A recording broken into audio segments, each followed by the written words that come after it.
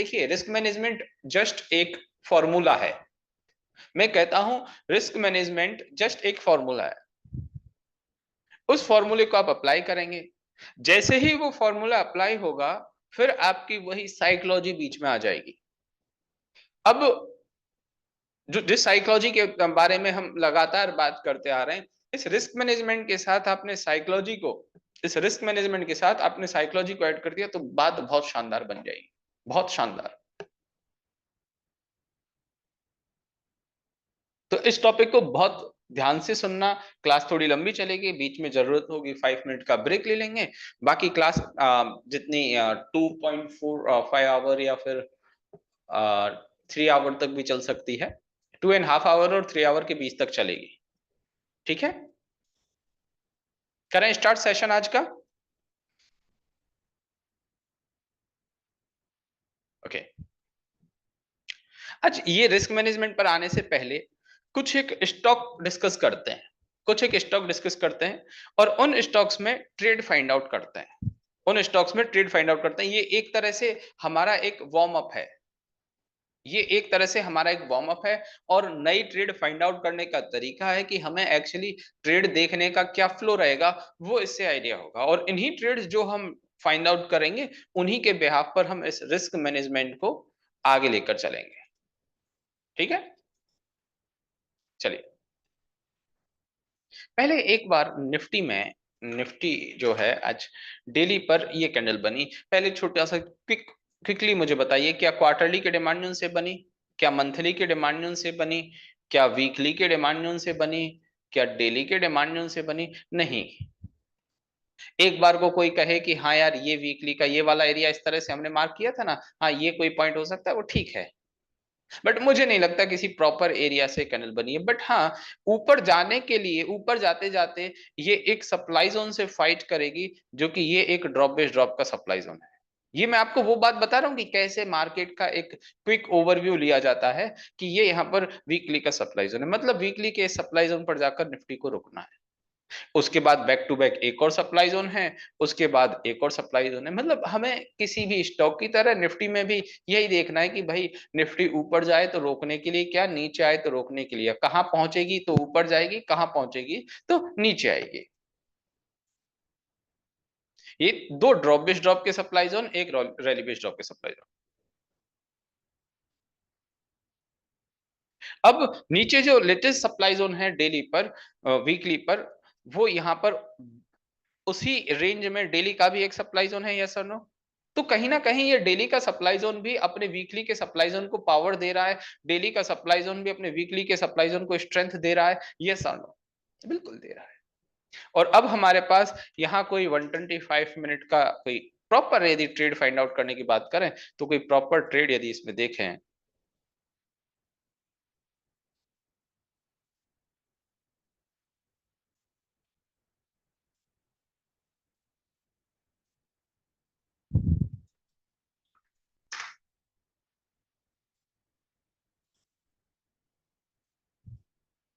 I don't know कि और नीचे क्यों नहीं आ रहा है कुछ भी इसमें। एक second, higher to load settings तो सभी सही हैं, आज प्रॉब्लम आ रही है।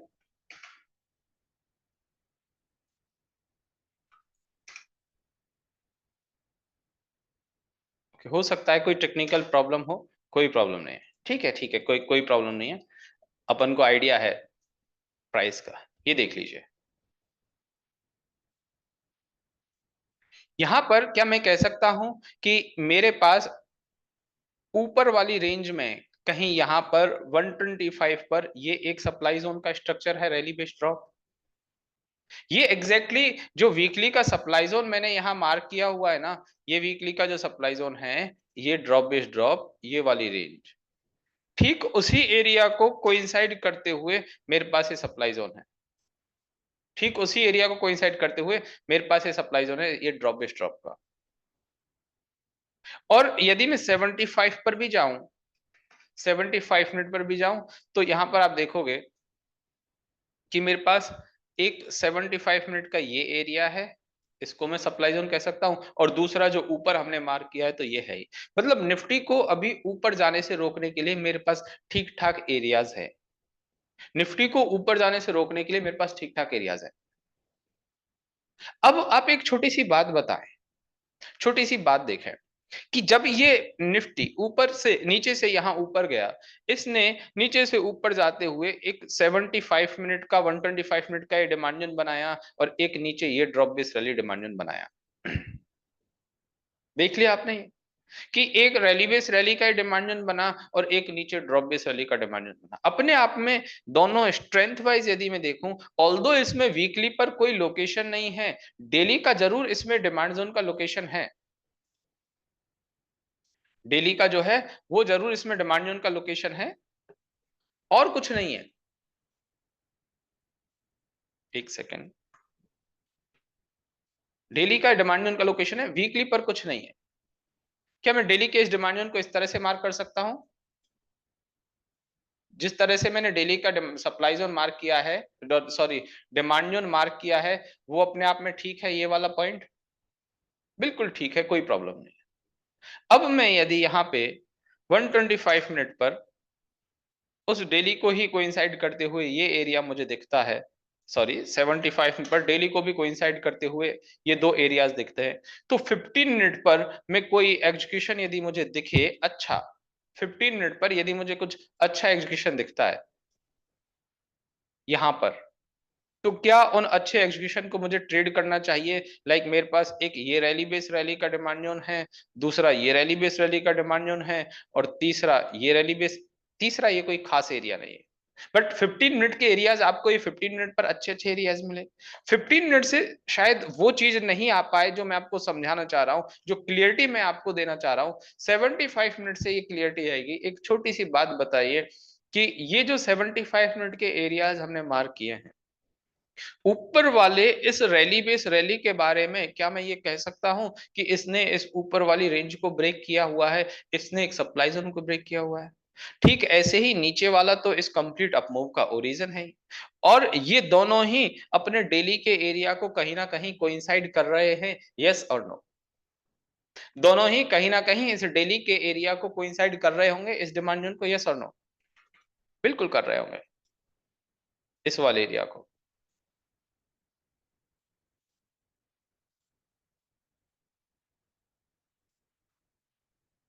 तो क्या ये वाले लेवल मान के चलिए, मैं आपको एक छोटी सी बात बता रहा हूं कि यहां से प्राइस ऊपर जाने लगे, ऊपर इस सप्लाई जोन तक पहुंचे, ऊपर इस सप्लाई जोन तक पहुंचे, और सप्लाई जोन से 75 मिनट का, डेली का, वीकली का जो कोई भी सप्लाई जोन है, उस सप्लाई जोन तक यदि प्राइस पहुंच रही है यहां पर, उसके बाद यदि नीचे आने लगेगी, तो वीकली के सप्लाई जोन में यहां तक प्राइस पहुंची है, ये बात तक आपको समझ में आ गई क्या? कि प्राइस वीकली के सप्लाई जोन तक यहां तक पहुंची है, ये बात समझ में आ गई क्या? अब वीकली के सप्लाई जोन से जब डाउन आने लगेगी, तो वो एक डेली के डिमांड जोन और 75 मिनट के डिमांड जोन में आएगी। क्या उस वीकली के सप्लाई जोन के अगेंस्ट में डेली का डिमांड और 75 का डिमांड बहुत ज्यादा सस्टेन कर पाएगा? नहीं ना, नहीं कर पाएगा। बट फिर भी आप देखना, यहाँ पर जब भी आएगी प्राइस एक बार के लिए ठीक ठाक उसको रोकने की कोशिश करेगी, हो सकता है इसको यहाँ से इस एरिया से ऊपर की तरफ पुश भी करे। ये जो मैं आपको एक होमवर्क के तौर पर एक बात बता रहा हूं कि ये जो एनालिसिस अपन ने करी है, ये हालांकि हमारे 11th क्लास का मंडे जो क्लास होगी उसका प्रॉपर टॉपिक है, बट फिर भी आप इस बात को ऑब्जर्व करना, इस बात को नोटिस करना, यदि उस दिन तक ये हो जाए या बाद में भी हो, तो एक्चुअल में ये वाले एरियाज किस तरह से परफॉर्म करते हैं। और मैं जिन जिन बातों के बारे में आपसे कहूं कि आप इसको ऑब्जर्व करना, आप इसको देखना, उस पर लिख लिया करो, नोट कर लिया करो, करो अपनी कॉपी पेन में, कि कॉपी में कि भाई ये सर ने बोला है इस टाइम फ्रेम का ये स्टॉक है, इसमें ये देखना है।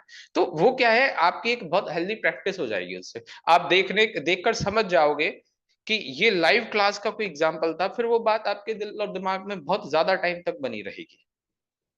ठीक है?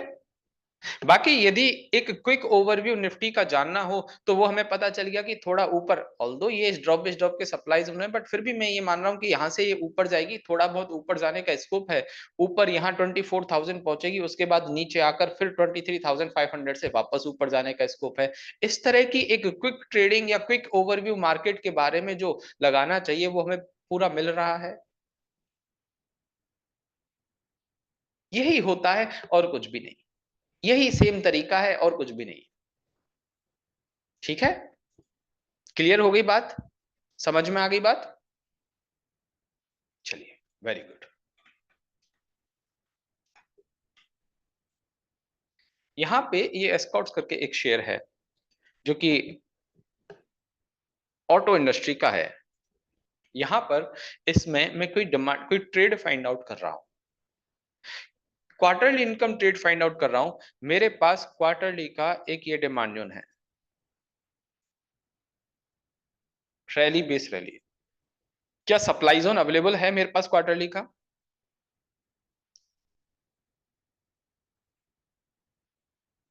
नहीं, एलेक्स सप्लाई जोन अवेलेबल नहीं है, क्योंकि देखिए अभी मेरा एलेक्स क्वार्टर चेंज नहीं, खत्म नहीं हुआ है।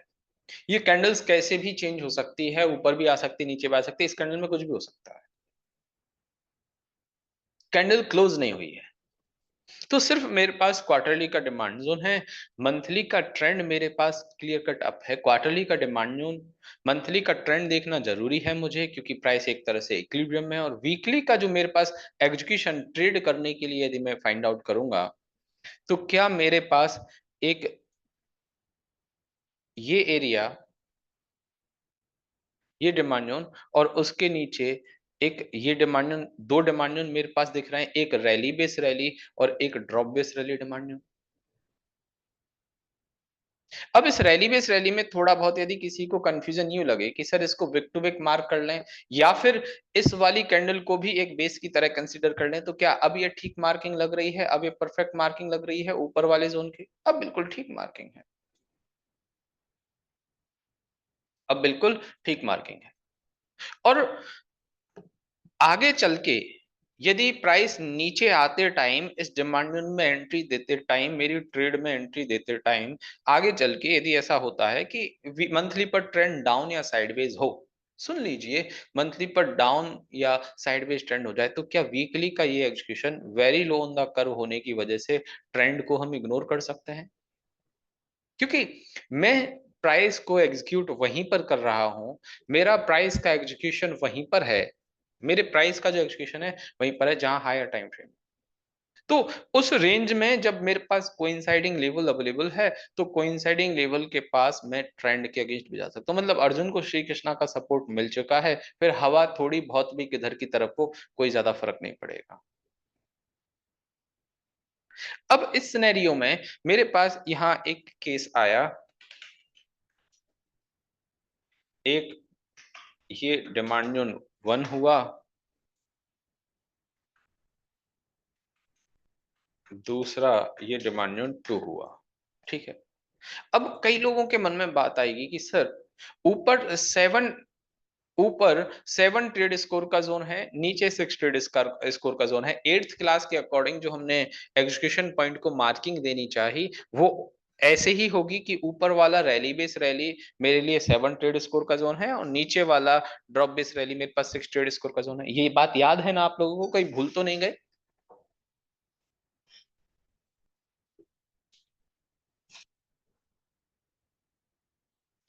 Very good. अब इन दोनों में, इन दोनों में यदि आप लोगों को प्रायोरिटी देनी हो, इन दोनों में यदि आपको प्रायोरिटी देनी हो कि डिमांड जोन फर्स्ट को प्रायोरिटी देंगे या सेकंड को, तो आप किसे प्रायोरिटी देंगे? डिमांड जोन फर्स्ट को, बिल्कुल डिमांड जोन फर्स्ट को प्रायोरिटी देंगे। मान के चलिए कि डिमांड जोन सेकंड भी कुछ इस तरह से ये रैली वाला होता, 7 ट्रेड स्कोर वाला जोन होता डिमांड जोन सेकंड भी, तब आप किसे प्रायोरिटी देते? डिमांड जोन सेकंड को या डिमांड जोन फर्स्ट को? तब कोई कह रहा है डिमांड जोन सेकंड को, ठीक है। बट एक छोटी सी बात मैं दोनों केस में बताऊंगा, जो एक्चुअल कंडीशन अभी है हमारे पास और जो हो सकती है, उन दोनों की एक छोटी सी बात मैं बताता हूं। पहले आप मुझे एक बात बताएं कि मान के चलिए मैं थोड़ा कंजर्वेटिव होकर इस रिवर्सल पॉइंट वाले एरिया को, चाहे इसका ट्रेड स्कोर 6 है, चाहे इसका ट्रेड स्कोर 7 है, इसको ये समझते हुए कि यार ये कंप्लीट एरिया का बॉटम पॉइंट है, मैं इसको ही ट्रेड करूंगा, ये ओरिजिन पॉइंट है, मैं इसको ही ट्रेड करूंगा। अब एक छोटी सी बात मुझे बताइए कि ऊपर वाला डिमांड फर्स्ट आप किस बेसिस पे इग्नोर कर सकते हैं ट्रेड करने के लिए? क्या ऊपर वाला डिमांड जोन इतना वीक है कि प्राइस ऊपर से नीचे आएगी तो ये उसको रोक नहीं पाएगा? क्या ऊपर वाले डिमांड जोन में कोई भी ऐसी कमी लग रही है? नहीं लग रही ना। ऊपर वाले डिमांड जोन को, ऊपर वाले डिमांड जोन में यदि ऐसी कोई कमी है ही नहीं, वो 7 ट्रेड स्कोर वाला, कोइंसाइडिंग वाला सब कुछ अच्छा है, तो आप छोटी सी बात बताएं, यदि आप इस डिमांड जोन फर्स्ट को इग्नोर करेंगे, डिमांड जोन सेकंड के लिए वेट करेंगे, तो क्या प्राइस डिमांड जोन सेकंड तक आ भी पाएगी? मतलब बहुत कम चांस हो गए ना, बहुत कम चांस हो गए ना डिमांड सेकंड तक आने के। तो जब आपको एग्जीक्यूशन टाइम फ्रेम पर इस तरह से मल्टीपल जोन मिल रहे हैं, दोनों ही जोन कोइंसाइड करते हुए चल रहे हैं, तो ऐसा नहीं कि हम इतने ज्यादा कंजर्वेटिव हो जाएं कि नहीं भाई मैं तो डिमांड जोन सेकंड को ही देखूंगा, ओरिजिन पॉइंट को ही देखूंगा। नहीं नहीं, ऐसा नहीं सोचना चाहता, ऐसा बिल्कुल भी ना सोचना कि नहीं मैं तो इसको डिमांड जोन सेकंड। आप ये देखो कि डिमांड जोन सेकंड तक प्राइस पहुंचेगी भी या नहीं पहुंचेगी। क्या डिमांड जोन फर्स्ट इतना नॉर्मल सा है जहां से प्राइस की रेंज ब्रेक हो जानी है? बताएं।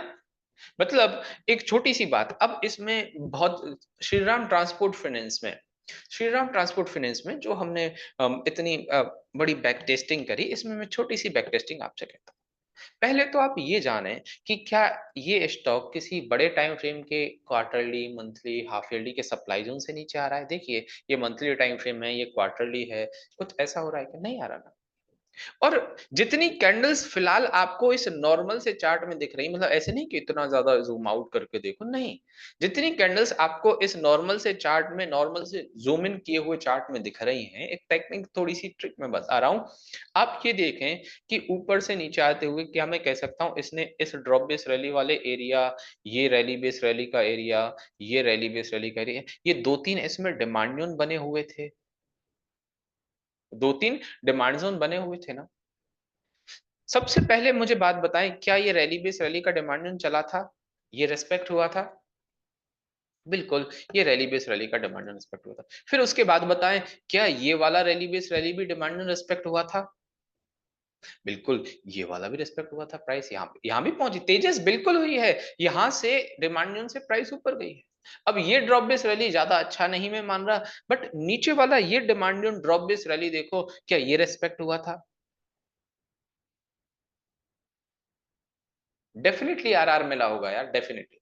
ये आपको लग रहा है कि यहां पर शायद नहीं हुआ हो ये ड्रॉप बेस रैली। अब यदि हम उसको प्रॉपर एक ऐसे देखें कि वो एक तो हो जाता है, एक तो हो जाता है कि उस कोई रेंज ब्रेक ही हो गई, एक हो जाता है किसी रेंज ने सस्टेन किया, एक हो जाता है किसी रेंज ने रिएक्ट किया। ये तीनों अलग अलग बातें हैं, इनसे ही आपको जोन का पता चलेगा, पूरे एक्शन का पता चलेगा।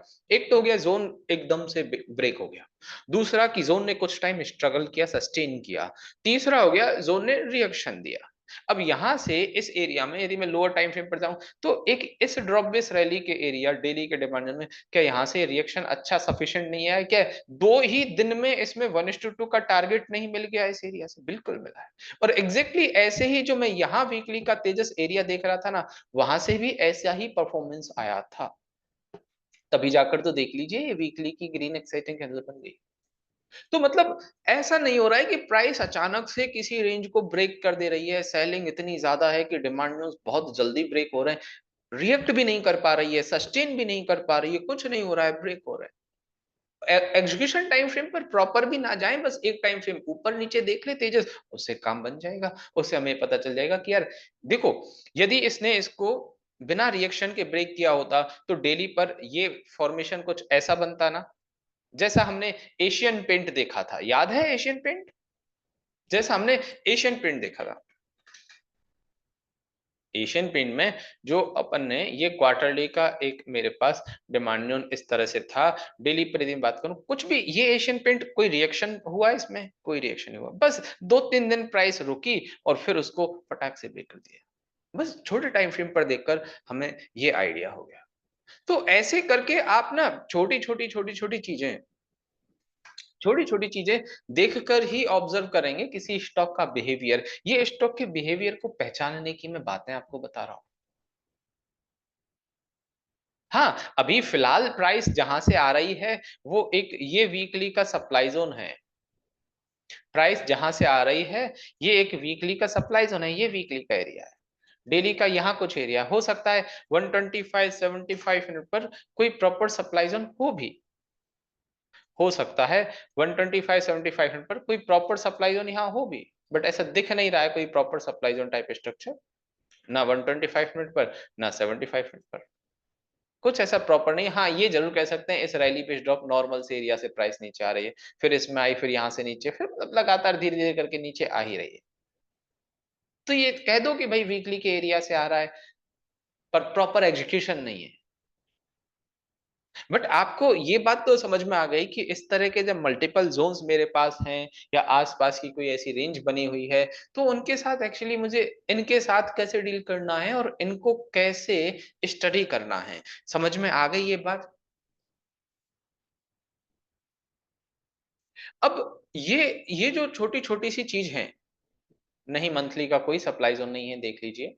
ये जो छोटी छोटी सी चीजें हैं जो हम बात करते हैं प्राइस एक्शन को समझने के लिए, केस स्टडी समझने के लिए, बैक टेस्टिंग कर रहे हैं, यही बातें आपके स्टडी को और स्ट्रांग बनाएंगी। यही बातें आपकी ऑब्जर्वेशन को स्ट्रांग बनाएंगी।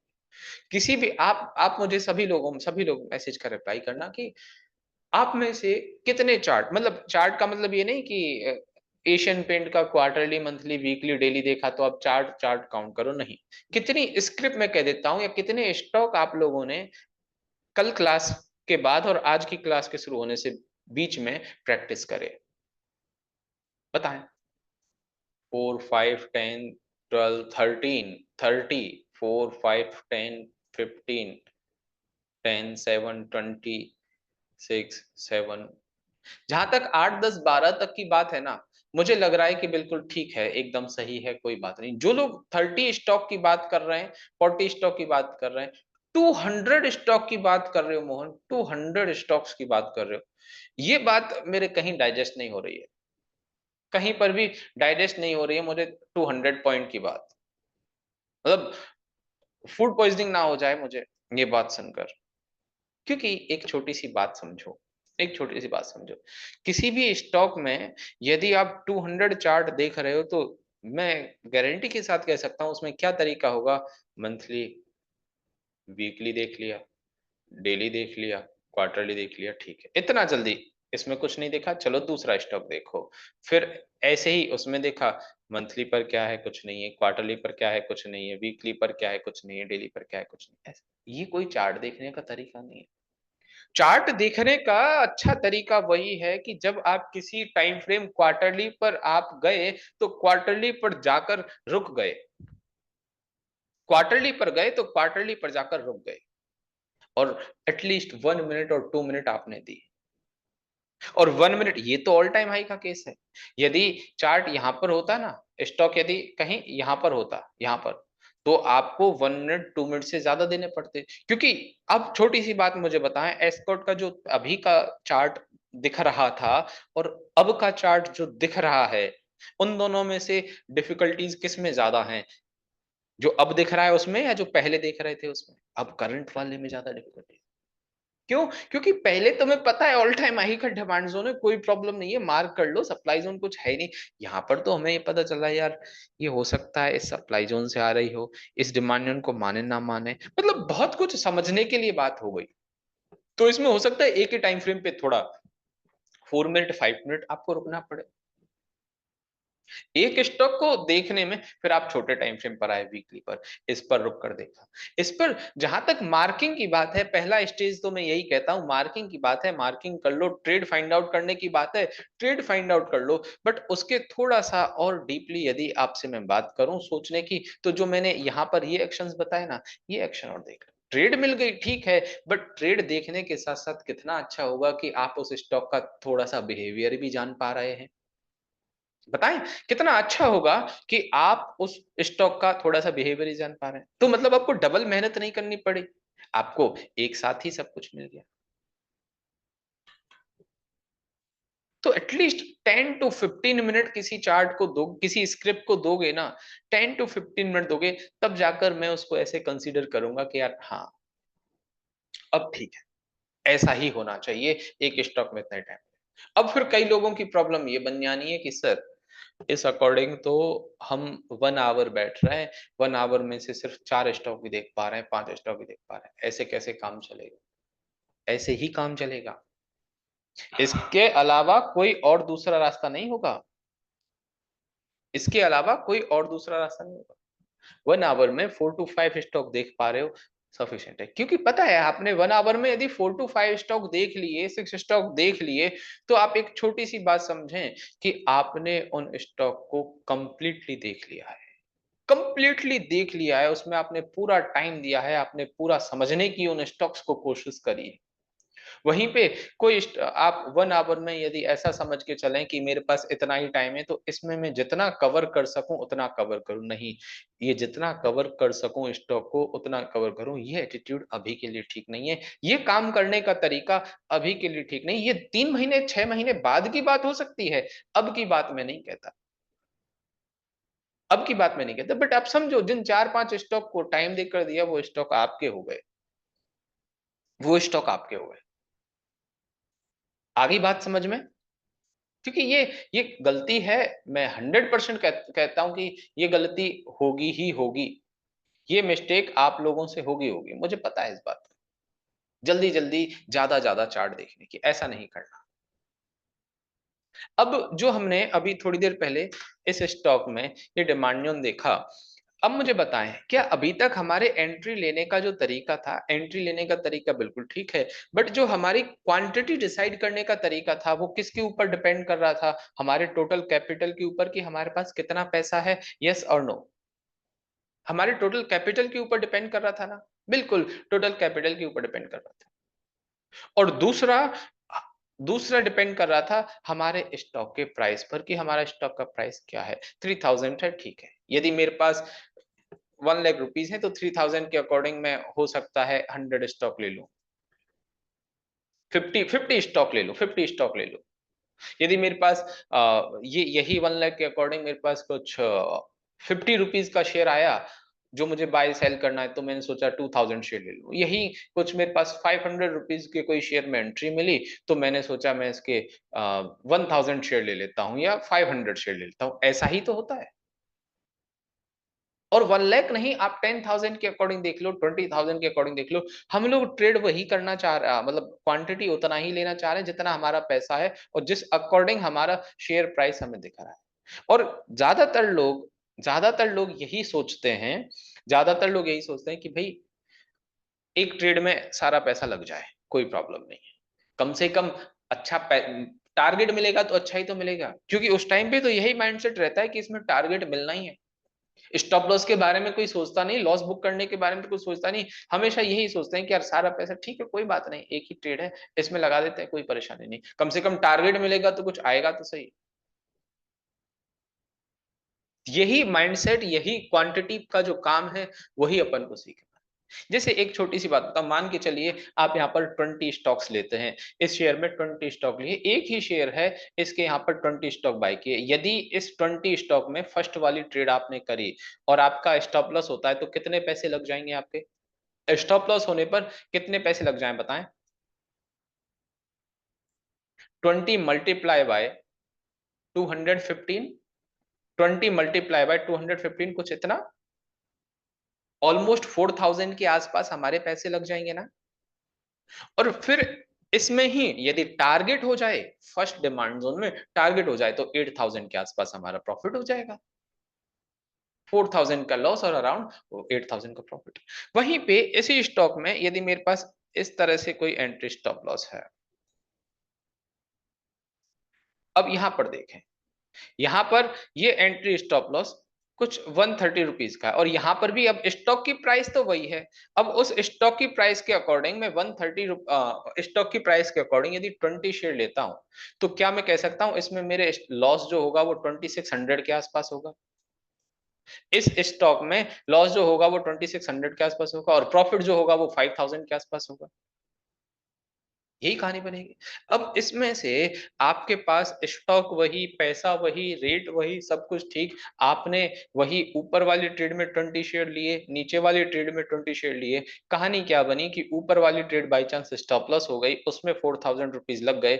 नीचे वाली ट्रेड टारगेट हुई, उसमें सिर्फ 5000 आए। 50-50% रेशियो में आपका कुछ नहीं ज्यादा बन पाया।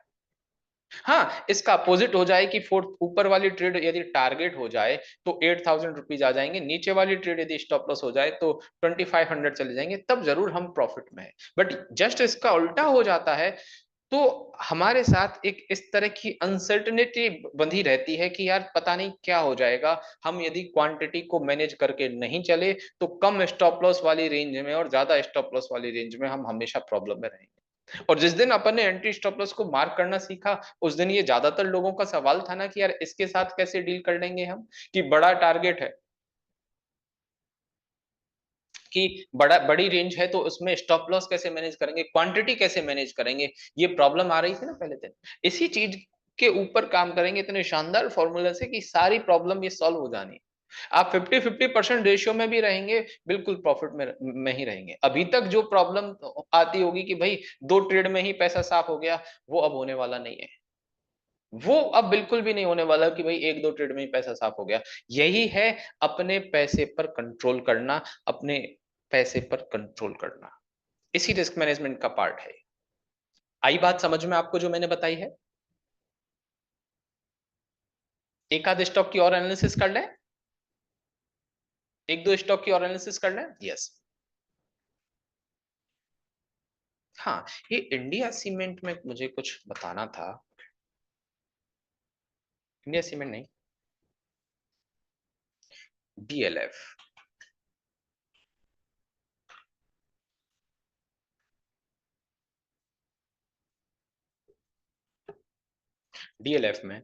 डीएलएफ में यदि मैं कोई वीकली इनकम ट्रेड इसमें आइडेंटिफाई करता हूं, वीकली इनकम ट्रेड आइडेंटिफाई कर रहा हूं, तो मेरे पास करंट मार्केट प्राइस से ऊपर यहाँ एक, क्या ये एक रैली बेस्ड ड्रॉप का सप्लाई जोन है? प्राइस प्रॉपर इस सप्लाई जोन में नहीं पहुंची, इस वजह से मैं इसको बिल्कुल फ्रेश एरिया मान रहा हूं। बट आप मुझे बताएं, क्या मैं इसको टेस्टेड एरिया मान सकता हूं?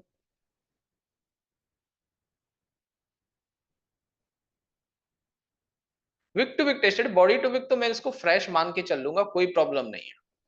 अब मैं अब मैं यहाँ पे डिमांड जोन भी आइडेंटिफाई कर रहा हूँ। करंट मार्केट प्राइस से नीचे लोकेशन के लिए डिमांड जोन देखूंगा, तो कुछ यहाँ एक ये डिमांड जोन मिला मुझे। अब मुझे बताएं, इसको यदि रिट्रेस करूंगा तो obviously price high on the curve मिलनी है। यस और no? Price high on the curve है, और उस हाई ऑन द कर्व के अकॉर्डिंग मुझे सेल ही करना, ये बात तो तय है, क्योंकि प्राइस, छोटी सी बात बता दीजिए, price high on the curve होने की वजह से पहले सप्लाई में पहुंचेगी या पहले डिमांड में पहुंचेगी? ज्यादा चांसेस सप्लाई तक पहुंचने में ना, तो क्यों ना मैं सेल की ही अपॉर्चुनिटी फाइंड आउट करूं, सप्लाई की ही अपॉर्चुनिटी फाइंड आउट करूं। डेली पर ट्रेंड देखा, डेली का ट्रेंड मेरा क्लियर कट डाउन है। अब मैं यहाँ 125 पर कोई एरिया आइडेंटिफाई कर रहा हूँ।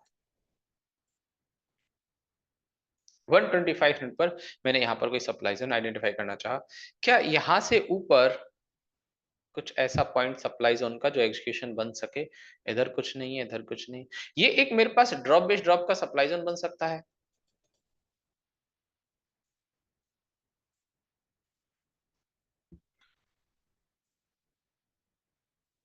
ये एक ड्रॉप बेस्ड ड्रॉप का सप्लाई जोन है, अपने टाइम फ्रेम से कोइंसाइड भी कर रहा है, अपने टाइम फ्रेम से कोइंसाइड भी कर रहा है। प्राइस जब ऊपर पहुंचेगी तो ना सिर्फ वो 125 मिनट के सप्लाई जोन में पहुंचेगी, वो वीकली के सप्लाई जोन में पहुंचेगी। एक बार 75 मिनट से भी निकल जाते हैं कि 75 मिनट पर कुछ है क्या, क्या 75 मिनट पर भी एग्जैक्ट उसी रेंज में एक एरिया नजर आ रहा है, यही ड्रॉप बेस्ड ड्रॉप सेम है। बट 75 मिनट पर मुझे एक नॉन कोइंसाइडिंग टाइप ये रैली बेस्ड ड्रॉप का सप्लाई जोन और देखा, non coinciding type rally based drop का सप्लाई जोन देखा। स्ट्रेंथ वाइज भले ही इसकी लेगआउट अच्छी, एक दो लेगआउट नहीं है, ट्रेड स्कोर भले ही इसका ज्यादा ठीक नहीं है, बट यदि मैं इसको क्लोजिंग के हिसाब से देखना चाहूं तो क्लोजिंग सही है मेरी, बिल्कुल क्लोजिंग सही है, परफेक्ट क्लोजिंग। और ये वाला एरिया हायर टाइम फ्रेम से कोइंसाइड कर रहा है, नहीं कर रहा ना, ये वाला एरिया हायर टाइम फ्रेम से कोइंसाइड नहीं कर रहा। अब हमारे पास दो ये सप्लाई जोन हो गए, अब हमारे पास दो सप्लाई जोन हो गए, एक ये रैली बेस्ड ड्रॉप और एक ये ड्रॉप बेस्ड ड्रॉप, ऊपर वाला एरिया। अब इसमें एक नॉन कोइंसाइडिंग है, एक कोइंसाइडिंग। अब ये भी ऑब्जर्व करने वाली बात है जब भी ट्रेड मिलेगी कि इसमें से नॉन कोइंसाइडिंग किस तरह से रिएक्ट करेगा यदि पहले प्राइस उसमें पहुंचेगी ही, और कोइंसाइडिंग एरिया किस तरह से रिएक्ट करेगा, जैसे जैसे पहुंचेगी वैसे वैसे वैसे जैसे जैसे प्राइस पहुंचेगी वैसे वैसे हम इसको देखेंगे कि एक्चुअली ये एरियाज रिएक्ट कैसे करते हैं, क्या पावर है कोइंसाइडिंग की, क्या पावर है नॉन कोइंसाइडिंग की। अब बात आती है कि देखो कि 75 मिनट की ये रेंज है, 125 मिनट की अलग रेंज थी, इस 75 और 125 मिनट में से मैं प्रायोरिटी किसे दूं यदि मुझे दोनों पर ही सप्लाई जोन मिल रहा है,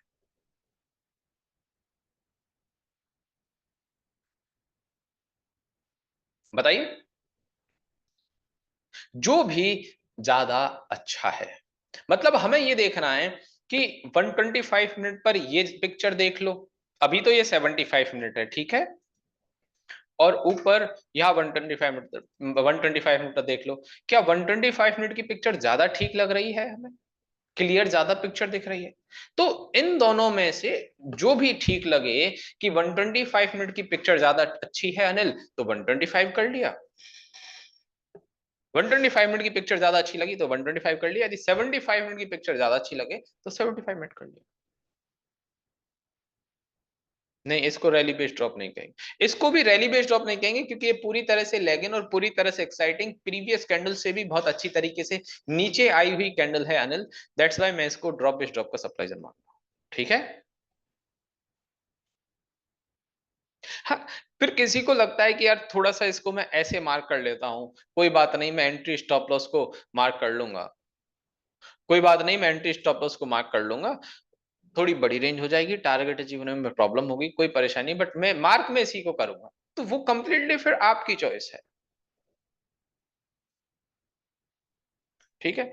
और देखिए इसमें एंटी टाइप 2 और एंटी टाइप 3 में से जो आपको ठीक लगे, मुझे लगता है इस 125 मिनट एटलीस्ट कोइंसाइड करते हुए वाले एरिया में 6 ट्रेड होने के बाद भी आप डायरेक्ट एंटी टाइप 1 ट्रेड कर लो, कोई प्रॉब्लम नहीं। बट ऐसा है कि ये नॉन कोइंसाइडिंग वाला 75 मिनट का जो हमें दिखा था, यहां पर आप एंटी टाइप 3 या 2 में से जो आपको ठीक लगे वो कर लेना। अब कि सेल इंट्राडे ही होता है, ये बड़ी प्रॉब्लम है कि भाई सेल इंट्राडे होता है, मैं बता चुका हूं कि सेल इंट्राडे होता है, ठीक है, आपकी ट्रेड में यदि पोटेंशियल है तो वो इंट्राडे में ही आपको अच्छा खासा टारगेट दे देगा। मैं अभी इस बात पर आऊंगा कि इसको हम रिस्क मैनेजमेंट के साथ कैसे डील कर सकते हैं, क्या है क्या नहीं, वो अपन बात करेंगे थोड़ी देर बाद ही। आप तो ट्रेड सेटअप को देखो पहले। और विशाल, आप अपने मेंटोर से पूछना, विशाल कालरा, कि how to sell before buy, क्योंकि ये मैं पहले बता चुका हूं तो दोबारा फिर नहीं उस चीज में वापस से टाइम नहीं लगे, दैट्स वाई मैं इस बात को इग्नोर कर रहा हूं, ठीक है। ओके विशाल। HCL टेक, HCL टेक ये एक स्टॉक है, इसमें मैं एक quarterly income trade find out कर रहा हूं, इसमें मेरे पास ये एक रैली बेस रैली का डिमांड है, ठीक है। ये रैली बेस रैली का डिमांड जोन है क्वार्टरली पर। ऑल टाइम हाई पर स्टॉक है, मंथली ट्रेंड अप है। अब मैं इसमें वीकली पर कुछ एग्जीक्यूशन देख रहा हूँ। वीकली की एग्जीक्यूशन देखें, अलग अलग एरियाज मिलेंगे। लाइक मेरे पास सबसे पहला ये रैली बेस रैली का एरिया है, मैंने इसको विक टू विक मार्क कर लिया, कोई प्रॉब्लम नहीं है। फिर उसके बाद एक, क्या मैं इस एरिया को इस तरह से मार्क कर सकता हूं? ये वाली बात आप देखें, सुने, समझें कि क्या इस एरिया को मैं इस तरह से मार्क कर सकता हूं? कोई कहेगा कि सर इसमें लेगिन इस रेड को लोगे या लेगिन इस ग्रीन को लोगे, मुझे बताएं।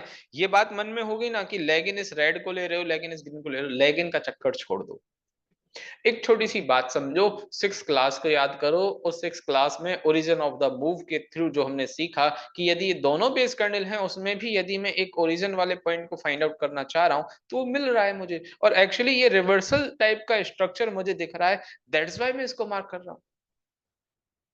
लेग इन लेग आउट को छोड़ भी दोगे, आपने एक बाइंग के पॉइंट को कैच किया, वो बाइंग का पॉइंट तो सही कैच कर पाए ना आप।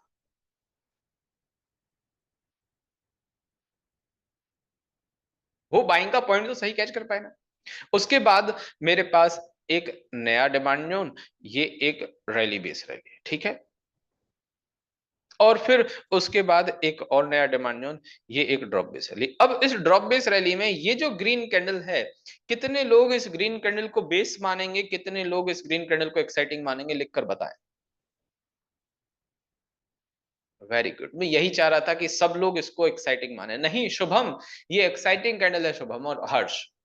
शुभम, हर्ष, सिर्फ आप दो लोग ही हैं जो इसको बेस बता रहे हैं, बाकी सब लोग इसको एक्साइटिंग एंड बता रहे हैं। और इसके एक्साइटिंग होने में देखो, एक बात तो आप इसकी रैली की स्ट्रेंथ देखो, प्राइस का मोमेंट देखो, और ऊपर से नीचे तक का ओरिजिन पॉइंट देखो। और फिर इसमें ऐसा है कि ज्यादा से ज्यादा 48% विक होगी, ज्यादा से ज्यादा 45%, सॉरी 48% बॉडी होगी, या फिर 45% बॉडी होगी। मतलब बॉडी और विक में इतना मेजर क्लियर कट डिफरेंस नहीं निकल रहा है। बॉडी और विक में इतना मेजर डिफरेंस नहीं निकल रहा है कि मैं इसको क्लियर कट बेस अनाउंस कर दूं। मोमेंट है, मोमेंट नहीं होता प्राइस का, तब मैं कहता कि हाँ यार इसको भी बेस कंसीडर कर लो। अब इसमें मेरे पास मल्टीपल ट्रेड हैं। डिमांड जोन फर्स्ट,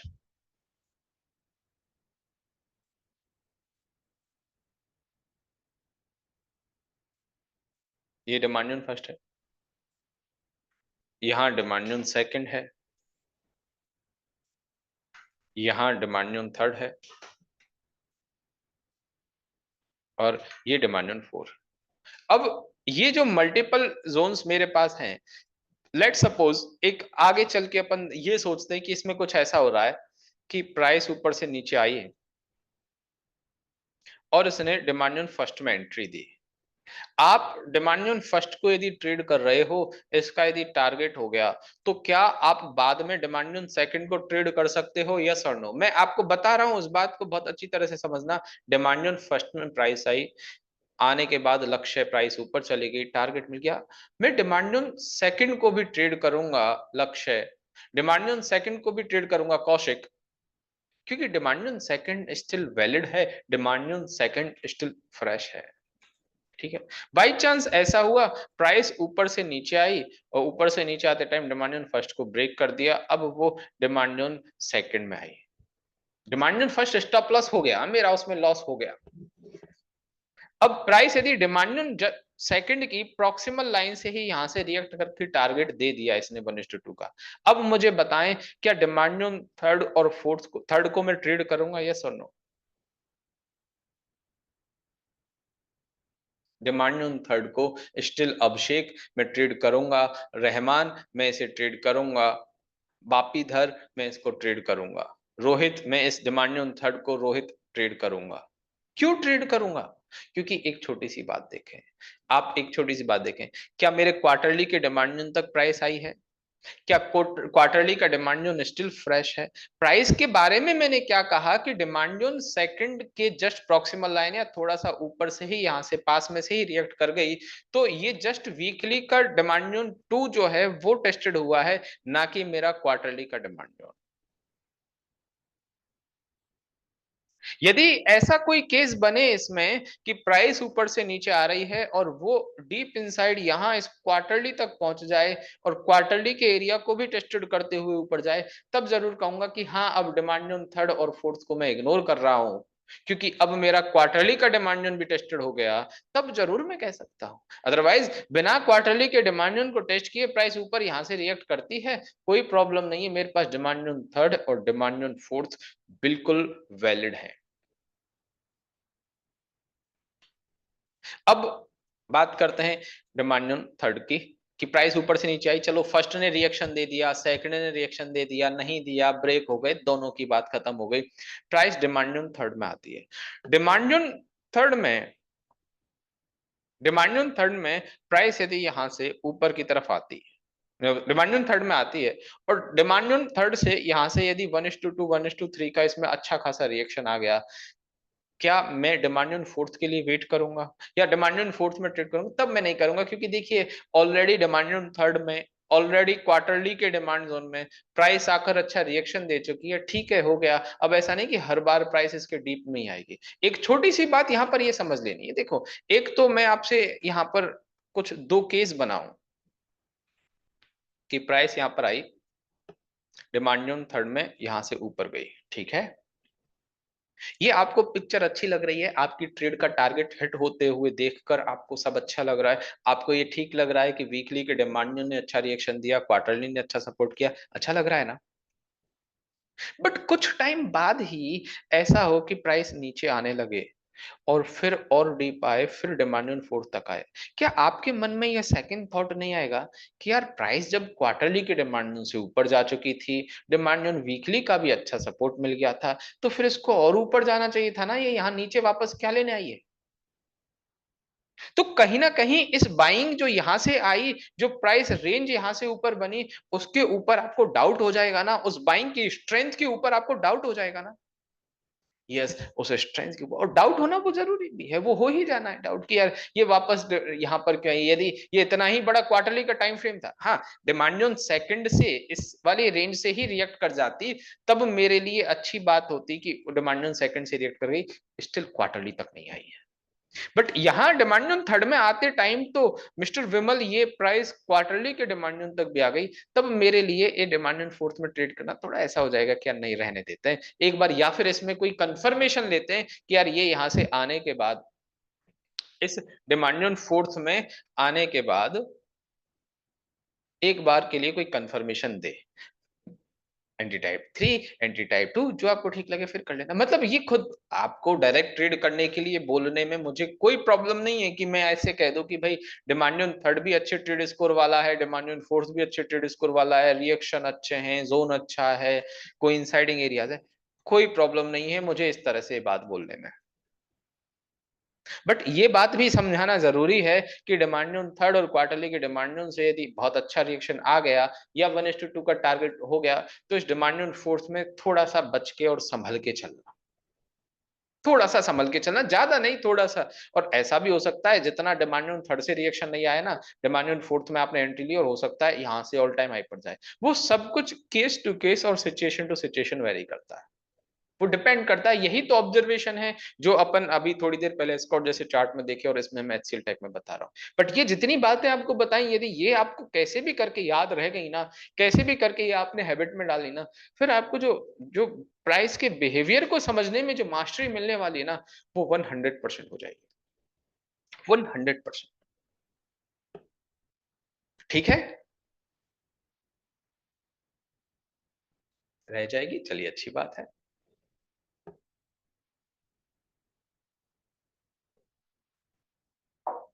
हाँ, ऐसा हो गया कि प्राइस बहुत सेलिंग से आ रही है। अब प्राइस बहुत सेलिंग से आ रही है, demand on first break, second break, third break, demand on fourth शायद फिर भी अच्छा परफॉर्म कर जाए। क्यों कर जाए? ओरिजिन वाला पॉइंट, कोइंसाइडिंग वाला पॉइंट, और दूसरा ऊपर से नीचे आते आते डिमांड ऑन फर्स्ट ने सेलिंग को खत्म किया, थोड़ी बहुत डिमांड ऑन सेकंड ने सेलिंग प्रेशर को कम किया, थोड़ा बहुत डिमांड ऑन थर्ड ने सेलिंग प्रेशर को कम किया। मैंने वो एग्जांपल दिया था ना कि आप दौड़ लगा रहे हैं, भाग रहे हैं, आपको दो लोगों ने रोका, थोड़ी स्पीड कम हुई, और दो लोगों ने थोड़ी देर बाद रोका और स्पीड कम हुई, और दो लोगों ने थोड़ी देर बाद रोका और स्पीड कम हो गई। एग्जैक्टली वैसा ही प्राइस जो है वो टायर्ड हो जाएगी। ठीक है।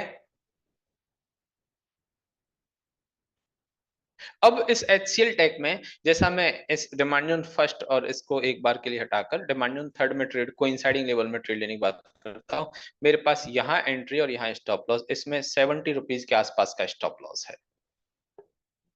70 रुपीज के आसपास का स्टॉप लॉस है, 1:2 का टारगेट, कुछ इस तरह से। ठीक है, ओके। 75 रुपीज का 70 रुपीज का स्टॉप लॉस है, मैं राउंड नंबर में बोल रहा हूँ। और डिमांड फर्स्ट और सेकंड को एक बार हटा रहा हूं, मेरे पास दो ही ट्रेड है। अब मैं यहां नीचे आता हूं, यहां पर ऑलमोस्ट 120 रुपीज के आसपास का स्टॉप लॉस। क्या मेरे पास एग्जैक्टली वही सेम सिनेरियो बन रहा है जो अभी एस्कॉर्ट में बन रहा था? मैं यदि इसमें मान के चलिए 100 स्टॉक को बाय भी करता, या मैं 40 50 50 स्टॉक को बाय करता इस स्टॉक में, तो ऊपर वाले में स्टॉप लॉस होना या ऊपर वाले में मुझे टारगेट मिल जाता, बट नीचे वाले में स्टॉप लॉस हो जाता, तो बात उस 50 50% रेशियो में भी बराबर होती। यस और नो? क्योंकि अभी तक हम ऐसा ही करें, और ऐसे मान के चलिए कि हमने कोई एक और stock JM financial find out किया, इसमें मेरे पास एक एरिया है, क्वार्टरली का डिमांड जोन है मेरे पास, जेएम फाइनेंशियल में मेरे पास क्वार्टरली का डिमांड जोन है।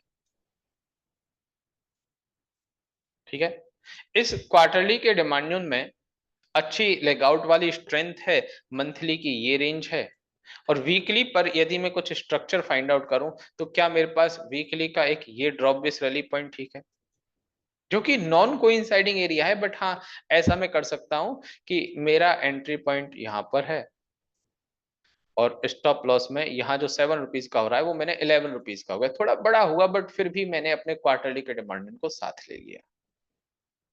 अब यदि मैं इसमें MIT ट्रेड फाइंड आउट करूं, तो क्या मेरे पास मंथली का भी लोकेशन है? क्या मैं मंथली का ये रैली बेस रैली का डिमांड कंसिडर कर सकता हूं? यस, मंथली का ये रैली बेस रैली डिमांड हो गया। ऊपर सप्लाई जोन नहीं है, मैं कहूं कि हाँ, इस सप्लाई जोन से नीचे आ रही है। वीकली का ये एरिया है, ट्रेंड मेरा अप है। अब मैं डेली पर यदि एग्जीक्यूशन की बात करूं, मेरे पास एक ये रैली बेस रैली का एग्जीक्यूशन है, और एक ये ड्रॉप बेस रैली का एग्जीक्यूशन है, जिसमें ऑलरेडी प्राइस अभी है, तो इसको इससे रिएक्शन आ चुका है, इसको तो मैं इग्नोर कर रहा हूं, बट मेरे पास एक और ये ट्रेड हो गई। अब ये स्टॉक जो है, वो मेरे लिए MIT ट्रेड के अकॉर्डिंग ये एंट्री और ये स्टॉप लॉस कुछ इस तरह से हुआ। अब स्टॉक का नंबर, स्टॉक की प्राइस देखकर आप मुझे बताइए कि स्टॉक की प्राइस देखकर क्या मैं ऐसा कर लूंगा, ऐसा समझ लूंगा कि मैं अपने आप अपनी मर्जी से ही क्वांटिटी को बड़ा कर लूं? ऐसा मैं मानने लगूंगा कि स्टॉक ज्यादा बड़ा हो गया, ठीक है, क्वांटिटी ज्यादा कर लेते हैं क्योंकि स्टॉक स्टॉक की प्राइस कम है। अब आपने एक तो एस्कॉर्ट जैसा शेयर लिया, उसमें स्टॉप लॉस हो गया, इसमें टारगेट हो गया, या इसमें टारगेट हो गया, उसमें स्टॉप लॉस, इसमें स्टॉप लॉस हो गया, उसमें टारगेट हो गया, तो वो अनसर्टेनिटी जो बनी हुई है कि यार, हमें एक प्रॉपर फॉर्मूला कोई पता लग जाए, हमें एक प्रॉपर एरिया, प्रॉपर स्ट्रक्चर पता चल जाए कि एक्चुअली हमें कितने स्टॉक बाय करने हैं अकॉर्डिंग टू आवर कैपिटल, तो फिर ये वाली चीज का परमानेंट सॉल्यूशन हो जाएगा। ये वाली चीज का परमानेंट सॉल्यूशन हो जाएगा, और उसका बहुत आसान सा, बहुत सिंपल सा, बहुत सारे लोग तो इसको जानते भी होंगे कि यदि हमारा टोटल कैपिटल, मैं मिनिमम टोटल कैपिटल यहाँ 1 लाख लेकर चल रहा हूँ, हो सकता है किसी का 10 लाख भी हो सकता है किसी का 5 लाख भी हो सकता है किसी का 50,000 भी हो सकता है किसी का 10,000 भी हो, हर तरह के लोग हैं, सबका अपना अपना कैपिटल होगा, बट उन कैपिटल